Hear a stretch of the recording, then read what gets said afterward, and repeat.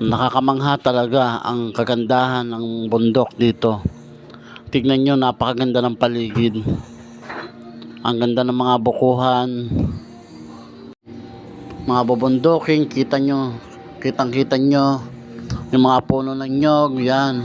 Napakaganda rito sa lugar na ito. Dito basta masipag ka lang, mabubuhay ka ng maayos at hindi ka magugutom. Kita nyo naman ang ganda ng mga taniman, yan.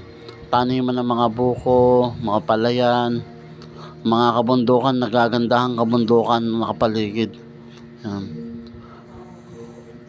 Napakasarap mabuhay dito, napakatahimik.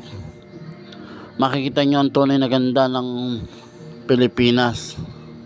Pagka kayo namamasyal sa mga iba't ibang lugar, dito nyo makikita. Talagang napakaganda. Karsada, maganda.